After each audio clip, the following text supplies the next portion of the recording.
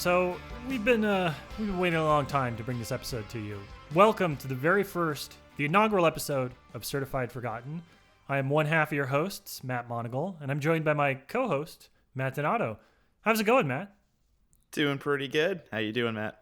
I can't complain. I've rewatched a movie that I'm pretty happy about, and I think we might talk about it on today's show, just a little.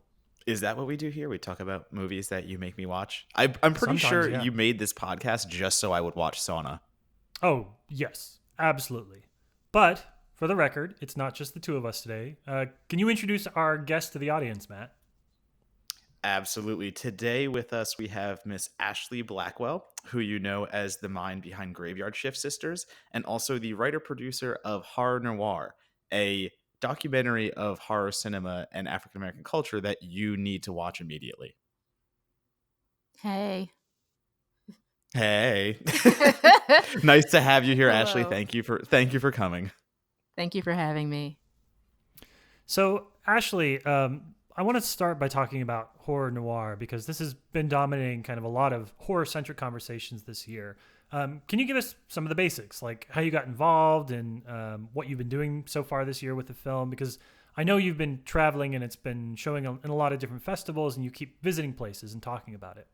Sure. I'll try to make this brief. Matt Donato's best friend, Phil Nobile Jr., approached me about wanting to make a documentary about Black horror and making kind of get out kind of the kind of that spark that like the spark of like what came before Get Out, like what was kind of the history of Black participation in the horror genre. So we shopped it around for about a year. Shudder finally gave us the green light after Jordan Peele won the Oscar. We went into production last summer, and then in February it premiered on Shudder. Yeah, and I know the film has made a couple of different mid-year lists. Entertainment Weekly and some other places have named it as one of the best horror films of the year. So that's got to be pretty exciting for the team, right?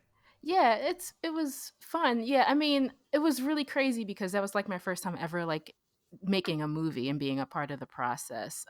And playing such an important integral role to it. So I'm really happy about it. And I'm happy about everyone I got to work on the documentary with and got the support of and collaboration and all that great stuff. So it was really a team effort, but I'm really happy that, I was just given the chance to do it because I had such a knowledge of the information prior.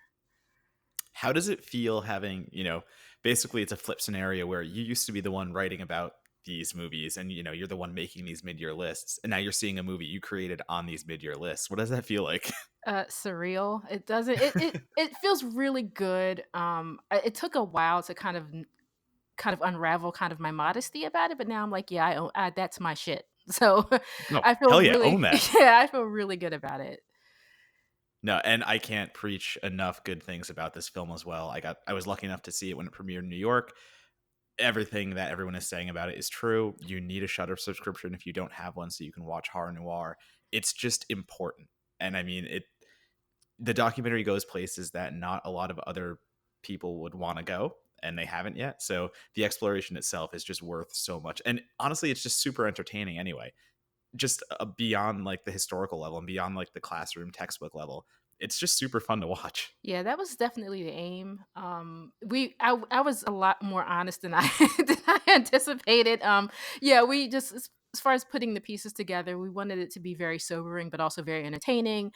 I know even in the editing process, which was my favorite process, like putting in those little things that I thought would make people laugh and giggle. So I'm glad that was all executed really well. Yeah, and I think this officially makes you our first filmmaker guest too, I think. So I think we should definitely all hang our head on that. Yeah, we're done. We're done on this one.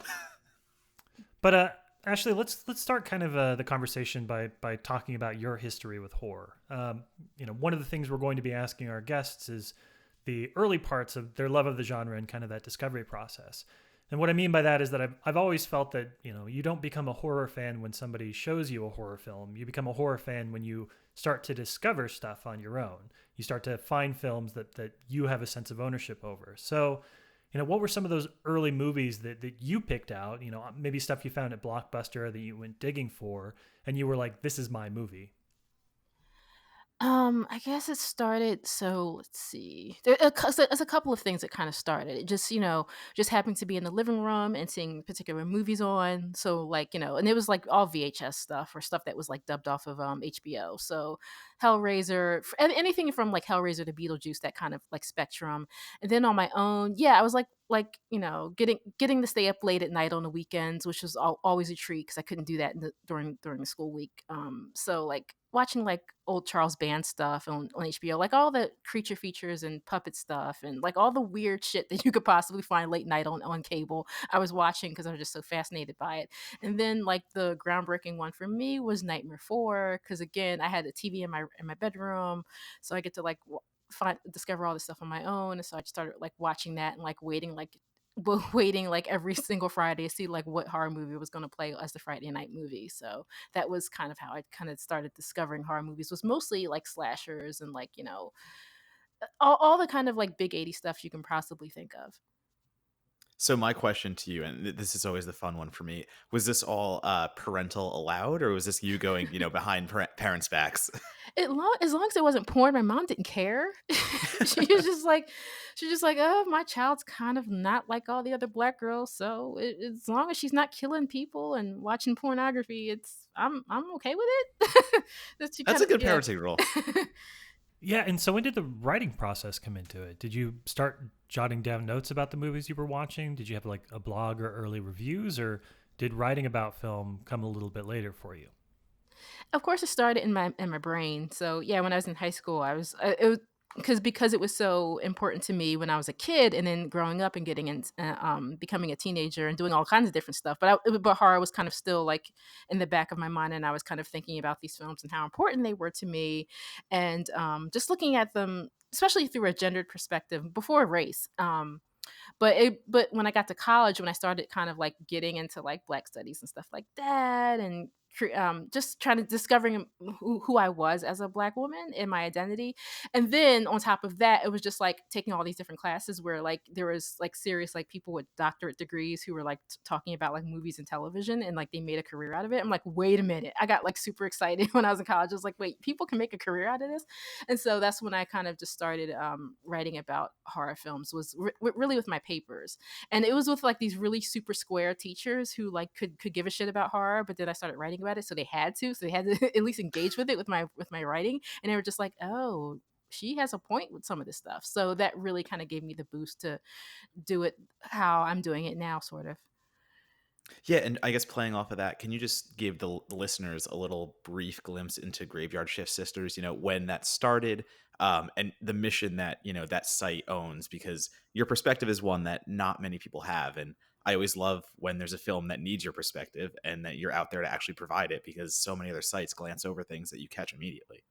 Thank you. So briefly, I discovered Dr. Robin Armies Coleman's book Horror Noire through a trailer for a documentary called My Final Girl: Black Women in 70s Horror Cinema. And it's funny because both of these women are now my friends. Um, and that was by Christina Leith Mallon. She was doing her master's thesis on it. I forget what college. I think she went to Long Island University in New York. I'm proud. That's probably wrong, but basically, she lives in Brooklyn. She went to school in Brooklyn. She did her master's thesis on black women in 70s horror cinema, and then she made a trailer for it. And Dr. Coleman was in it, and like, I was really excited about like kind of saying, oh no, there's a whole book about black people in horror. What? And that was kind of like the pinnacle of like me starting it, because like kind of finding that information, no other horror websites, podcasts, no one was covering the work. And like this was like stuff that like I've never seen before, and I've loved horror my entire life. So this was something really super new, because there's so many books about horror, there's so many different things about horror, but no one was doing stuff like they were doing. And I just kind of got angry, and I was just like, well, if no one else is going to promote these women, I will. And that's kind of how Graveyard Shift Sisters started. It kind of just bubbled, and I came from this place of just feeling invisible, and I wanted to make not just me, but other people, other women of color, visible in this space. Yeah, and that's actually one of the things I've always really liked about your site is that you kind of do blend those perspectives a bit. You're dealing with the pop culture take, but you're also incorporating a really strong academic bent to your writing too. And for a movie like the one we're going to talk about today, and we'll get into that in a second, but I feel like that's kind of important. I discovered this film when I was in grad school and I was taking a national cinema class, and I said, well, I'm going to write about the horror genre if I can, but I don't feel like a lot of sites understand kind of how best to use the stuff that's in academic circles, that historical and cultural framework that your site uses, that kind of grounds a lot of your contemporary film criticism. And I think that because of that, you're talking about these films in a way that just isn't there for some other sites. Yeah. Yeah, can I just say how intimidated I am right now just talking to both of you? Because like I come from a business degree background. Like I didn't take any writing classes in college. I just kind of coasted through business school and I kind of stumbled into writing. So like I am that kind of pop culture writer that like you're describing that. And I totally own it and I love it and I've made that my voice. But I mean again, when I read, even reading this piece that you sent us before on the film we're discussing, Sauna, you're bringing in all this academic flavor and I'm like, wow, like holy crap, like I need to step my game up. No, Matt, what I love about your writing is that it's so quick-witted and it's so sharp. Your writing is so sharp. I love reading it because it's so engaging and it does give people like I'm reading it and there's like 1,000 references in it and it's stuff that like I want to dig more deeper into because you call back to certain films, you tie in what goes on in the movie with certain references and pop culture references that people could like pick up on. So I would say not to sell yourself short because you're one of the few writers out there as far as writing a review. Like I want to read it because I know it's going to be entertaining and also engaging. So just food Oh, for thought. well, thank you then. Can this be the podcast? Can we just compliment each other and just Yeah, apparently I need to update my guidelines because you're not supposed to come on the show and compliment Matt. If you feed him after midnight, he gets a little grumpy. This is true. Yeah. Well, we don't have Phil or Rob here to start the instigation there. So I'm sure those episodes will have plenty of ragging on Matt Donato. Don't worry. Well, and the last question I want to ask before we start to talk about the film a bit is that discovery process. Because, kind of the purpose behind Certified Forgotten is to find the stuff that doesn't get a lot of reviews and has sort of a side effect, maybe doesn't take place or take hold of kind of cultural consciousness, movies that people don't talk enough about. So, the type of films that you're writing about, stuff that might be a little underseen, where are those discoveries coming from? Like, what's your pipeline for new and underseen film? Oh boy. Oh, that's a good question. Because I feel like I pretty much watch what everyone else watches. But like, yeah, I guess I kind of just started with the subgenre of black horror. And again, it started with horror noir, the book.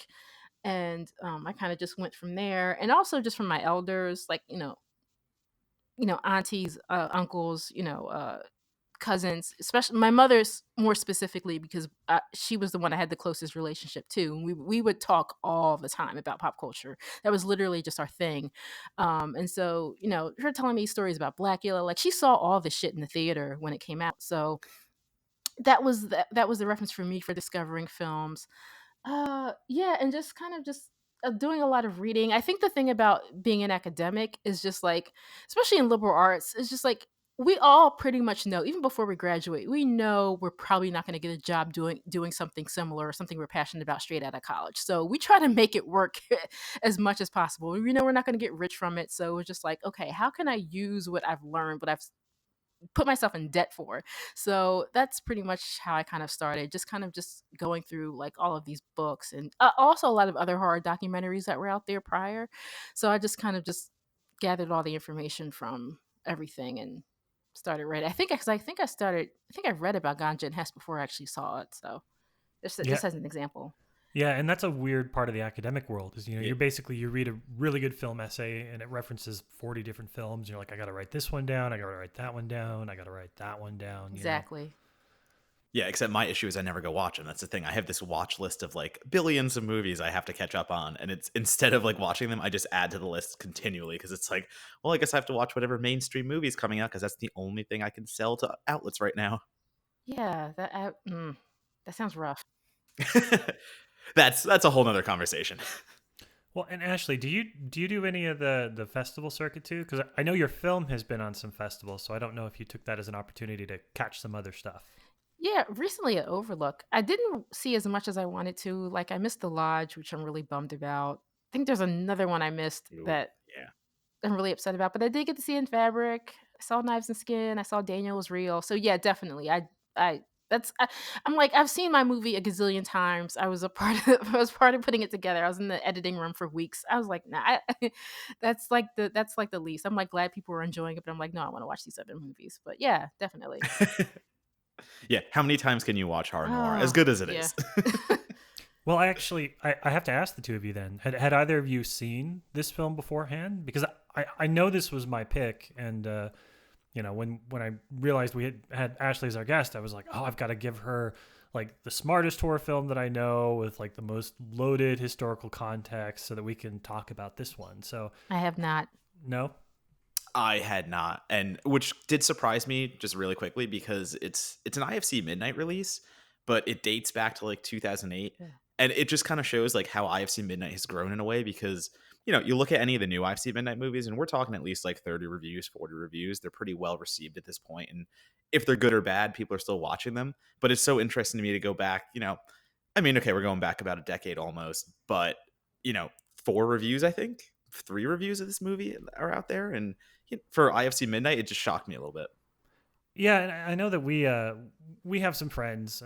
Obviously, Jenny comes to mind that are people that saw this when it played back at Fantastic Fest in 2008, and I talk to them sometimes, and they lament the fact that this film is still pretty underseen. So when you and I were talking about the idea for the podcast, this was definitely the first movie that came to mind for me. But let's provide our listeners with a little bit of context on Sauna, which is obviously the name of today's film.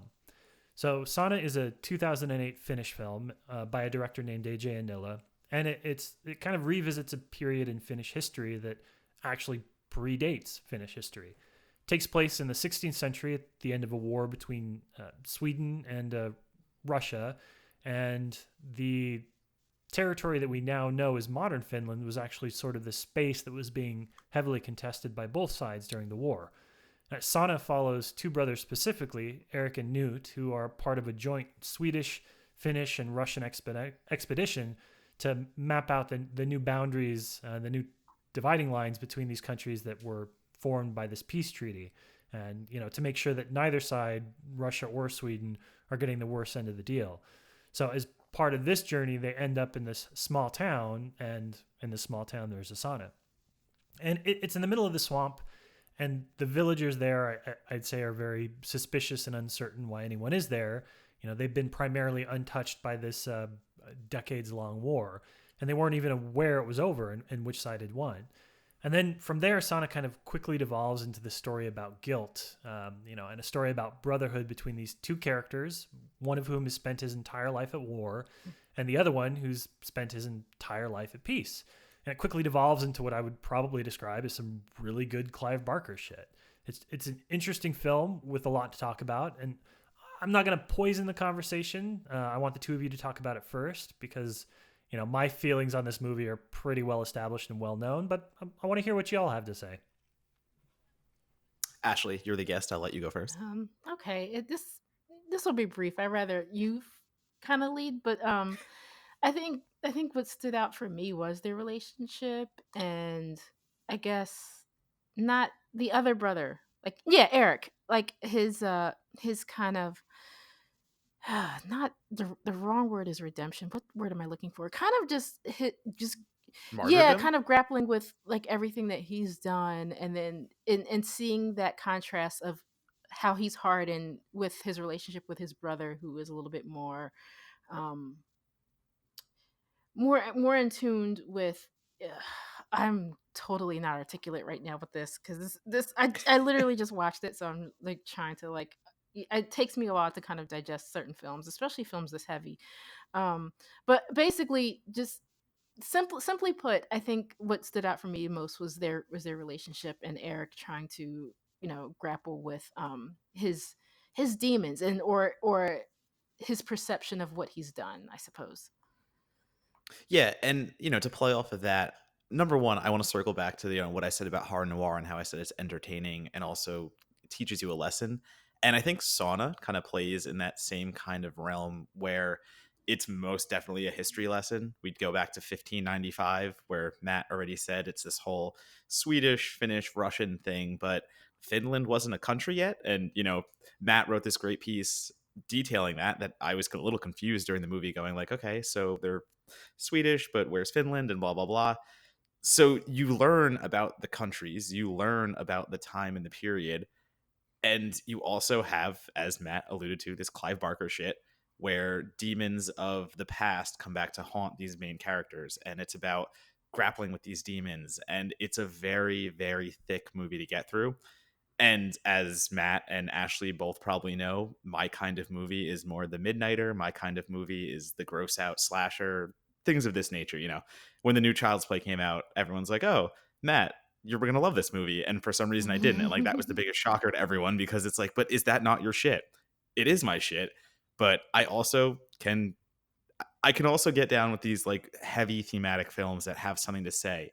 And Mr. Monagle, I will give you credit because Sauna does it effectively well. Yeah, so maybe I'm going to make my case for the film, and then you guys can respond to that a little bit. So, first of all, if you know my taste in horror, then you know the things that really motivate me are wintry horror, grief driven, or guilt driven horror. I'm a big fan also of kind of that brotherhood of soldiers as sort of an idea in these movies too. And so, I mean, Sauna was really made in a lab to kind of hit on all of my favorite film themes. But it also goes back to what Ashlee was talking about with the academic thing. Like, I saw this film when I was taking a course on Russian cinema, and the purpose of the Russian cinema course was not really to talk about this period of history, but it was one of those things that the when you really dove into it, it worked in an academic setting or not. But I mean, one of the things you end up grappling when you talk about foreign and international cinema is the idea of national cinema, and what does it mean? What does the output of a country mean when they're about the country itself? What are the narratives that are being reinforced or pushed back on by films that are using nationality as a central theme? And I think one of the initially confusing things about Sauna is that there was no Finland, but AJ Anil and his cast are really involved in carving out a historical identity for Finland that predates the modern country. I think that's really interesting. But as you know, I was reading about all this stuff about how do we define the lines between these, especially since Russia has such a history of imperialism and conquering some of its neighboring countries. And I was watching this film where literally its heroes, or its protagonists, certainly not its heroes, are actually carving out a cultural space from Russia and engaged in this act. And it was a movie that happened to hit me at the right time for all the things I was learning about and I was studying. It was really reinforcing these in very explicit ways. And outside of that, I think it's beautifully shot. It's incredibly well acted by its two leads, and I'm a big fan of Clive Barker. I like movies where you becoming the monster is the theme, and I think this hits on that pretty well too. So, I'll never fault anyone for not liking a movie. All I can say is this is the most me movie you could ever hope to see. And let me follow that just by saying two things. Number one, these types of films sometimes tend to drag on and tend to be the hour 45-minute getting into the 2 hour range, where it's a period horror piece and it takes its time. It's a slow burn and it drags out the inevitable, I want to say. But my the face I made when I saw that this was only an 80-minute movie, I was like, oh, okay, like I'm into this. And I think it effectively sells the drama of the situation, the demons coming back to haunt people, and it does it so rapidly that it doesn't waste a lot of time. And I enjoyed the fact that it didn't linger on these dramatic beats for too long and try to, really blow out that running time to where it didn't need to be. And number two, I really like the fact that like we don't have a lot of great medieval horror. And I think this kind of fits in the realm of medieval horror in the way that we get these, knight looking people with swords and stuff like that. And that kind of drew me in as well. So it's a nice period piece that we don't get to see much of. And I think it's represented naturally, and it's represented for a territory that, we don't, or at least I don't have a lot of knowledge about. And it does it, realistically. I agree with runtime, and it does definitely fill kind of a niche and a historical one that a lot of people I don't think necessarily know about. So I think it's really cool in that sense, and also the idea of kind of certain films being a part of or making a point of or being a part of national identity. I dig that because like for example, like I know Alexandra West, when she wrote her book about New French extremity, that was like the main focus about like those particular that particular subgenre of films. It's really it's about like France kind of telling on itself and where it is in in this particular historical period. And I've always kind of felt that way when I'm thinking about world cinema specifically. It seems like it I feel like, I don't know, maybe this might be wrong, but it feels like I know films made in America more or less are very self-indulgent, where it seems like films made in Canada or another European country or even Africa or South America or wherever, it feels more a part of it. It has, I don't, but probably because I'm outside of it, you can definitely, there's definitely always a correlation between it's a part of like the national identity versus, anything else. Yeah, and I think that's one thing that I really like about horror is world cinema too. Is I try and be an intelligent and discerning moviegoer and make sure that I have a well-rounded diet of film, but there are a lot of times where I'm watching films from other countries and there's an element of cultural specificity to it that I'm just it makes me feel a little uneven the entire time I'm watching. And I'm like, okay, am I actually making an acute observation, or do I think this because I lack the cultural background and the history? And it makes the whole viewing for me just a little uneven. And I think that with world horror in particular, everybody makes these films, and when I talked to the director, one of the things that he stressed out of the gate was that Sauna was meant to be a genre film first and foremost. Yes, of course it has these smart themes, but he said, I made this film to be entertaining. And that's kind of the consistent through line for me in a lot of these really interesting horror films that come from other countries. There is this baseline. There's this comfort level that the filmmakers establish because it's a horror film, because it's giving you familiar beats and familiar concepts. Just the scares themselves sometimes give you something to latch onto and connect to. And then as those other things fill out, the elements of cultural specificity, those are things you can seek out on your own. And they aren't quite as essential to understanding and unlocking the text. Yeah, and I think, well, okay, so when we, as American cinema, try to do world horror, it's something like The Curse of La Llorona, which still gets whitewashed, and you still don't get the cultural aspects. Like you lose the individuality of the culture itself. Whereas when I watch a foreign film, or I watch something international in horror, I want to get a sense of the culture. And when I watch something like Train to Busan or Hagazusa, or I'm looking at my horror list of films that I love, Tigers Are Not Afraid, I get a sense of every locale in those movies. Tigers Are Not Afraid are about the unfortunate circumstances and the slums and whatnot. Train to Busan is obviously very much about all these people caught on a train, but you still get a sense of the culture and these people that are coming together in that sense. And yeah, I enjoy Sauna again for the reason that I get the identity of the culture 100%. And that's something I agree. American cinema is indulgent. We don't care about other countries, latching on to what we're putting out there, and you just have to accept it. You just have to accept what we're making and like it or don't.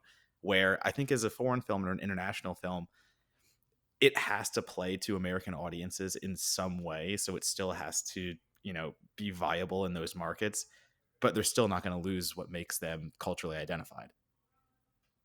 Yeah, in this context in particular, I feel like sometimes it's really about cities or regions or neighborhoods.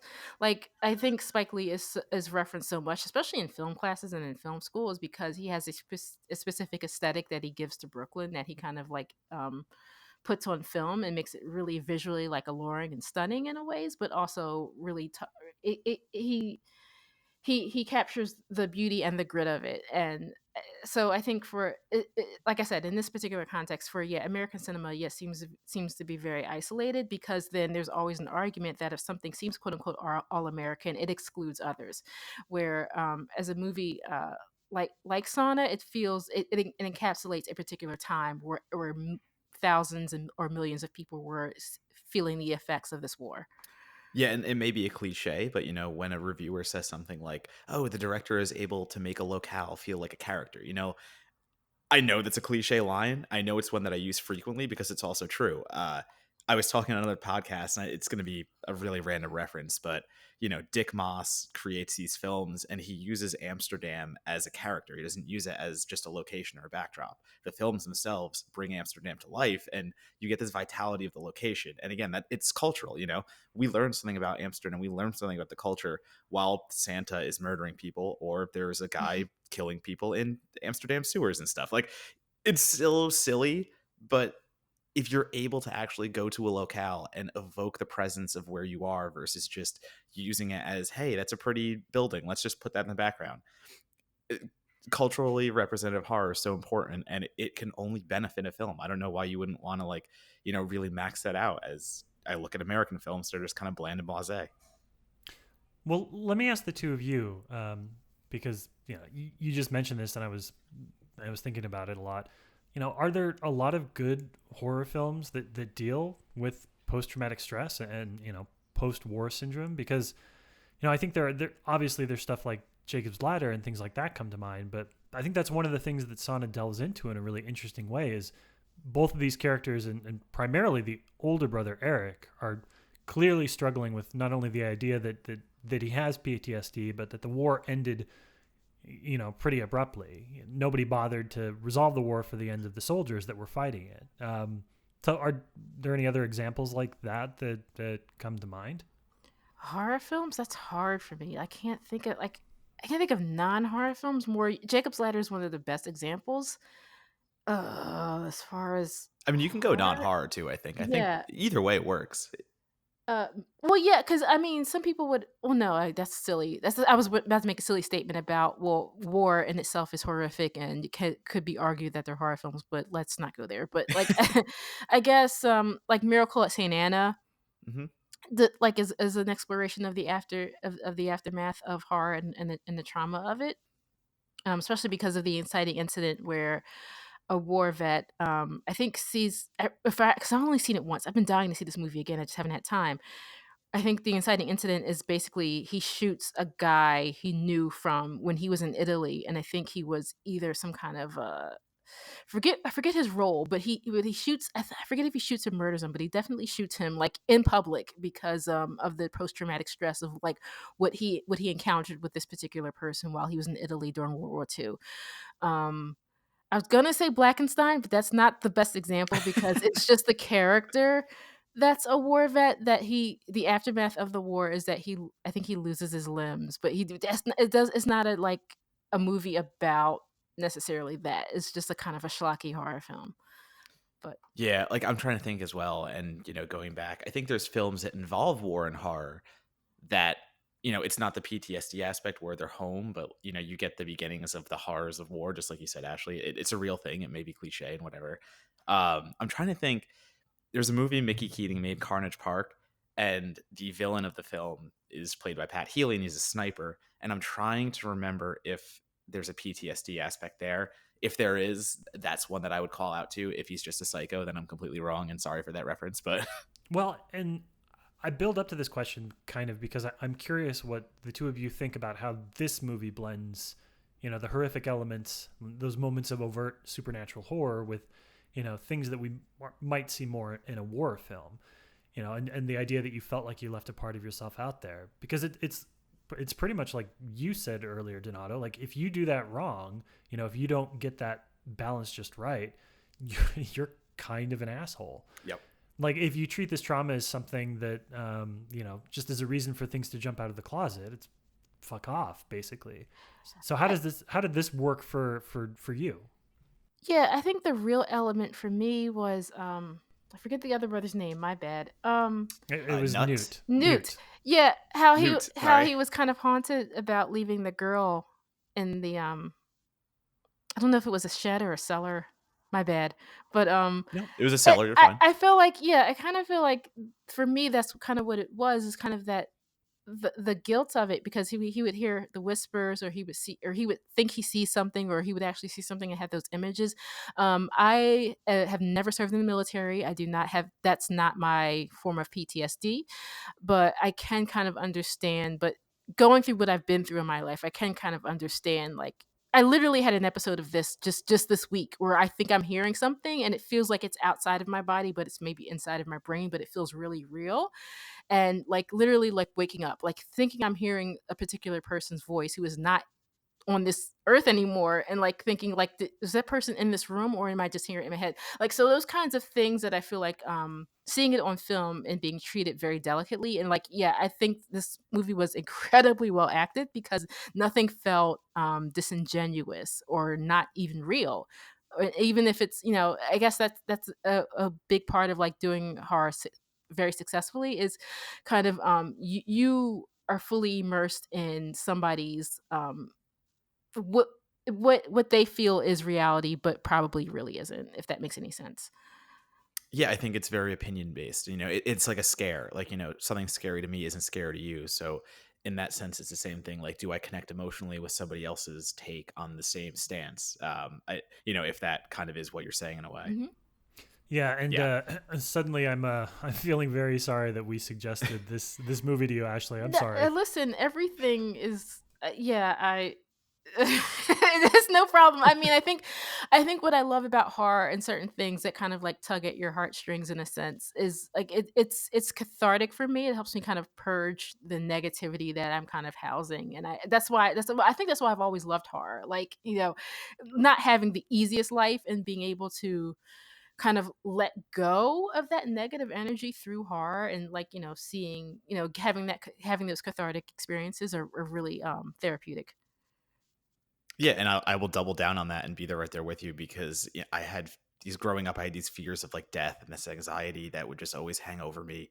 And I think that's also why I got into horror and I just subjected myself to it 24/7. And I'm, not for a desensitization. Like I didn't desensitize myself with it, but I just feel so much better about, facing these things head on. I mean, that's what horror does. Horror makes you look at the unspeakable and just realign your mortality, and it's helped me tremendously throughout my years. But I think so, Matt, to answer your question from my point of view, I really like the simple things where they don't really overplay the PTSD, in the sense that Eric's character will just do these things. Like he's just accepted that he's a monster. He has just accepted what he's done, and it absolutely eats away at him. But it's not something that stops him, or he doesn't have these breakdowns. He has just become so.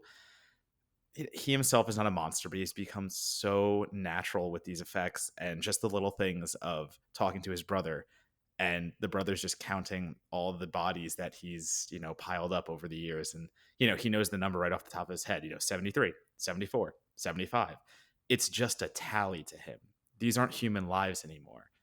He has a line in there basically like talking about the woman that they've left behind and locked in this cellar. That's what's plaguing them the whole film. They don't know if this woman's dead, alive. Newt is very broken up about this.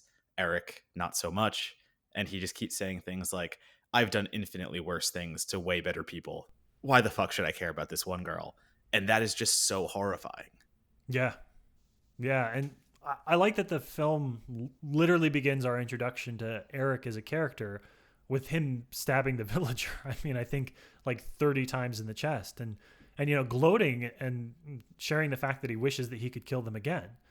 And whether or not that's justified or warranted is something that the film grapples with throughout the whole thing. But I mean, it probably wasn't, spoiler alert, but it's such an interesting way to set this character up that's supposed to be, well, like the movie makes it clear that the younger brother is sort of the moral center, but the older brother is kind of the one that's become the monster. And then by circumstances, it just sort of slowly switches your relationship and your standing with the two of them. Yeah, because all he knows is his brother, in the sense that he's seeing the murders over and over again. And while his brother, this has become normal, the moral compass, it slowly becomes, his compass starts to go off track, basically. It starts spinning wild, and watching him try to grapple with that is a very interesting relationship between the two of them. And again, I think it's played out very well. And also I'll say that, to me, a sauna is a very happy thing. Like, people go into a sauna to kind of relax and wind down and do all these things. So it was very interesting to learn about the sauna and the actual history of what saunas were used for back in the old days. Like that was Yeah, I interesting agree. to me. Yeah, and speaking of the old days, another thing that I think, Matt, that you mentioned this at the top of the show is just the idea that we don't have enough really good or medieval or historical or village horror. We'll use the term village horror. You know, what does this setting, kind of this rural historical setting, what does that add for you to a movie like Sauna? Does it make it better? Or does it make it worse? Or are we supposed to infer or draw lessons from it? Because I'm always interested when a movie very consciously separates itself from so much of what we recognize as modern culture. I think it puts us in a period in time where things were so different that it's hard for us to comprehend what's going on. And we kind of sit there going, okay, how can they be so violent? How can they believe in these things and pagan rituals and stuff like that? I think half of the horror in a movie like The Witch, where I would classify that as like village horror in a way, but half of the terror in that is the fact that they believe what's going on is reality. And, whether what happens in The Witch is reality or not, the ending, I think, kind of spoils that a little bit. It's still these blind faith beliefs in Christianity and religion and just kind of diving into things. And we have a much different perspective these days, and I think we kind of take that for granted. So putting us in a period where that perspective does not exist and people only know what they know in their little small towns, I think that's so interesting. Yeah, and I mean, I think medieval horror, like you said, it's not service these days. We don't really have much of it. I really can only think of, number one, Army of Darkness, but that's a much different movie than Sauna. I wouldn't compare those two. Yet we did have a movie this year called The Headhunter, which was a tremendously low budget film that looks absolutely phenomenal for what it is. And then also Black Death, starring Sean Bean. I can't really think of any medieval horror off the top of my head. So again, to go back and rediscover something like Sauna, it just adds another thing into the canon that makes me wish, these periods would be revisited more. But I do understand there's less you can do in these time periods. I mean, you have the Black Plague. You can't really do like a slasher film in this time or stuff like that. So it does limit the variety of horror you can have. But I still think, Knights in Shining Armor, that kind of stuff, I think that all plays into horror so well. So I know because I love this movie, I'm literally pulling the conversation this way. And we're talking about Sauna in very high terms, but talk about the film kind of in basic horror terms. If you're listening to the show and you're like, yeah, that, but is there good gore or are there good special effects? Do you think this is a film that delivers on the more visceral level? Oh yeah, 100%. Um, Even the opening shot of the river, and I just know, to me it just looked like black. I'm just like, wow, this that river looks really really dark, and then the blood comes in. So I thought that was a really great visual, and just the like it looks like the girl looks like an apparition or some kind of a ghost, and then the eyes gouged out, and I think it does. I think it just and just generally speaking, I think it does really great with those effects and the kind of and well, especially the crescendo at the end and the climax. I thought that was really cool too. So yeah, I definitely think it delivers with a multitude of visual effects that really read as horror. Yeah, Yeah, and it I'm here play to I'm here to talk about those special effects too. I say we spoil it. You can turn it off if you don't want to hear it, but there are a few character bits and stuff, stylistic design at the end that are Yeah, just wait, can I get cool into as hell. spoilers? Am I allowed to? Do Yeah, we get I want it's got to happen. I All demand that right. it happens. All right, listeners, you have 5, 4, 3, 2. All right, I'm spoiling shit. All right, let's do it. The ending, the crescendo that Ashley just mentioned, I did not see that coming at all. And we get this figure. Basically, it's a dead body that gets up and is just missing its face. Its face is gone. It is a black hole, we'll call it, and blood is just spewing out of it. And I love the blood effects in this film. It's just so thick and goopy, and it gets everywhere. Oh, it's so gross. But then the figure basically, attacks a child, and the film ends with this poor child assumingly getting murdered because that leads into the blood going into the water. But that effect is so great. And again, for a low budget film, to see that monster arise and you look and its face is just gone and it's this ghastly figure that's basically white. It's a corpse. So, it's blood is drained except for the blood that's pouring out of its face hole. And what I also like about that, especially after like listening to that podcast lore, the idea of like the woods or wooded areas, especially The Witch also kind of is a slight reference to this. It's kind of just like we don't really know what's in the woods, especially in like the deeper recesses. If this village is like, was it was what in the movie set was kind of like off the grid, they didn't know it existed. It's just like you don't really know what's kind of lurking within, even if it is like a symbol for something, or if your mind is playing tricks on you. But the actual, like, what lies within the woods and what could, possibly be there, and the mystery of that and the unknown is really scary as well. Yeah, I like the fact that, like you just said, we think about the woods and we don't know what's in there, and our mind plays tricks on us, and we think about the worst things that could possibly be there. So then to see a film actually represent that, to see our worst nightmares come to reality and make us go like, "Fuck, what if we are right? Like, what if there are just some weird ass shit in the woods, like the Jersey Devil and stuff like that?" I love woodland horror. Woodland horror is so underrated. Yeah, and as somebody that grew up in not a really rural part of Alaska, but I mean everything is rural in Alaska.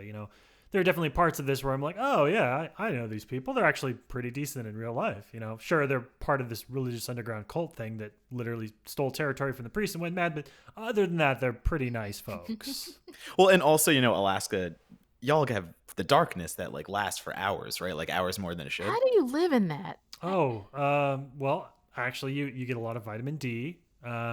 There's there's tablets and stuff that you can take, and most of my family has light boxes, like little UV boxes that you can set up and that you would actually put in front of you when you're at your office desk or something. Because yeah, I mean the thing is that if you work a 9 to 5, you miss daytime for like 3 or 4 months out of the year, so you kind of get used to it. I mean, I'm sorry to my friends that are listening to this, but it just wasn't for me. And the funny thing is though that I've spent my entire life chasing down movies that recreate the experience of growing up in Alaska.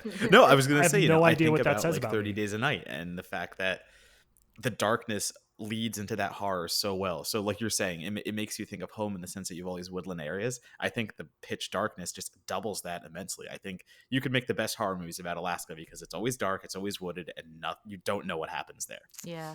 No, but we don't have any outdoor saunas though, so you couldn't secretly set a film, a Norwegian or Swedish or Finnish film in Alaska. It doesn't double for anywhere well. You could just go build a sauna there. Just build a sauna and see what happens. Just see if anyone gets creeped out. Oh, yeah, that's true. I guess I could do that.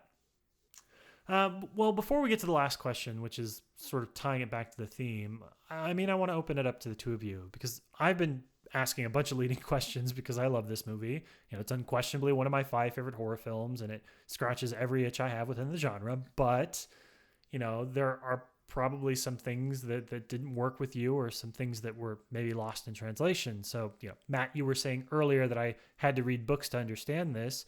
What are some stuff that you think maybe gets lost in translation for, like a contemporary or maybe an American audience? Yeah, I think the beginning where we're not at the village yet, we're still with the Russian and the Swedish / Finnish, whatever you want to call them, characters. They're still brokering this deal for peace. We're not exactly 100% clear. I mean, they give us backstory, but it's still not led that well.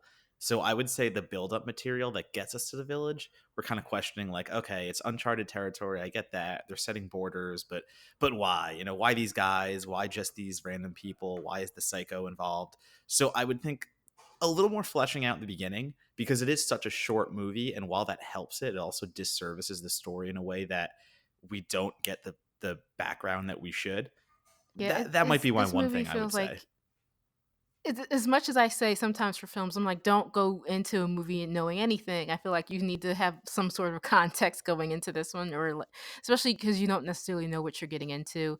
And yeah, this movie came out, I think, right after I graduated college.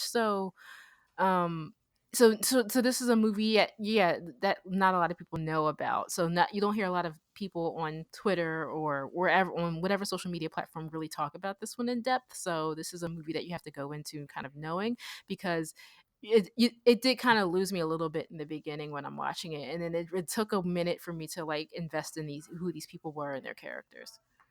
Yeah, and I mean, once the female, we'll call her a ghost in the sense that it's Nuts or Newt's mind playing tricks on him. He's seeing the woman that they left behind. Once she shows up, it just hits a different pace. It's great. You're focusing more on the haunted aspects, and you're allowed to kind of care less about the historical ramifications going on. But before that, it's a little cumbersome in the sense that we have, like you said, I needed to read books before I got into this film to actually understand what was going on. And I don't have time to even watch movies, let alone read books these days. So that just ain't something for me. Well, actually, let's tie this back a little bit to Ashlee, to your career too, because I mean, a lot of the films that you're talking about, on your site they do require a bit of context, especially with 60s and 70s horror films. Unless you have a strong understanding of kind of the sociological constraints that went into making those movies, you might be like, oh, this feels campy, or this feels over the top, or I don't get why it's being portrayed in this way. So how much do you think an audience owes to a film to put that legwork in beforehand? Do they owe it any? Uh, yeah, that's difficult because it really. I always look at that on an individual basis. It really depends on your interests. Like Matt, you seem like super invested. You are super invested in this film and the context of it, which again, that's a hole that needs to be filled as far as giving a movie its day, I guess, in the sun and merit. So I guess for like I'm not because I think the film I can only so I think about a recent reference for me. The recent reference for me is like the Purge election year, which I think for people who come after us is going to be a film very much of its time. And I always argue it's so pulpy and over the top because we are in this I think we are in this in this era where things feel like nothing feels real. Like with You mean everything. how reality has just become the movie Idiocracy? Yes, exactly. So, and I feel like the Purge series, especially election year, really it takes that and kind of runs with it. And so when people are seeing all this overacting and all this everything going on, I think that it's because that's really what's going on in the world, and it really in a really fascinating way to me because again it did come out before Trump was elected at the same time, and then there's this blonde white woman who's this candidate for presidency. Everything feels very kind of these puzzle pieces are fitting together. So I guess as far as people, I guess it's I don't know how to answer your question correctly, but because it's like yes and no, I guess. I'm not Well, sure. Well, let me make this a little bit easier for you, and then Matt, you can jump in after that. How much of a burden do you think there are on critics to be able to provide that context and not just provide a I have a traditional bigger. review? That Like, not that there's anything wrong with reviews, that's a but better question. Yeah, I feel like as a critic, you have to do a teensy bit of legwork. I'm sometimes tend to overdo it. Um, Sometimes I can go off of my head because I'm always, even though I don't make a lot of comments. I'm um online about certain things that are political. I mostly don't, but I am very much paying attention, and so sometimes that kind of comes out when I'm watching certain films. I know there's a lot of there's a lot of independent filmmakers will email me. I'm like, can you review my film? And I'll do it, and I'll see something that totally relates to what's going on in the world, and I'm actually can have that frame of reference. And then there's other things where like there are films that like will inspire you to do the legwork. Where there's a theme that you're thinking. I'm like, well, is there a kind of is there a theoretical framework for this, or a sociological or historical one? And so you just kind of I think some films do spark that in you. Some films you just want to kind of talk about topically. If that makes any sense. Yes, that does make sense perfectly. And I agree with you on the like social aspects and when I watch a film and relate it to society today. I agree that I should be commenting on things as they happen today and how it happened in film, Life imitates art, art imitates life, all that stuff. But what I will say, and I get into arguments with people about this, if there's an adaptation or a sequel or a remake or whatever, I'm not going to bring up whatever the source is. Like if you're adapting a novel into film, I'm there to review the film. I'm there to review what you put in front of me. And that's how I react to it. I forget which adaptation it was, but I wrote a review and I kept commenting how the film is just so slight and they don't get into any of the backstory of the character and they're just worried about franchise building and blah, blah, blah. And one of the first commenters is like, "Oh, well, obviously you've never read the novel it's based on." And I said, "No, I didn't, because this is a film. And if the film was done correctly, I would know all the information you're telling me that exists in the novel and doesn't exist in the film." So again, I'm there to review a movie, and I don't think I have to be burdened with the comparison of the film to the adapted novel or adapted source versus, no, this is a film review. I'm reviewing exactly what I saw and whether that worked or not. Yeah, no, that approach works for me too, honestly. I mean, it is a perfect example for me because I read that book. I couldn't put it down. And then I've never been satisfied with any of the adaptations, but I also can look at it. I can also look at it, the word, not the wrong word is objectively, but like I can watch it chapter 1 and kind of just like, watch it for what it is without like, with the book in the back of my head, because I've read the book and I enjoyed the book for what it was, but like, whether I enjoyed the movie or not for what it is totally different, and I can separate the two. I definitely can. Yeah.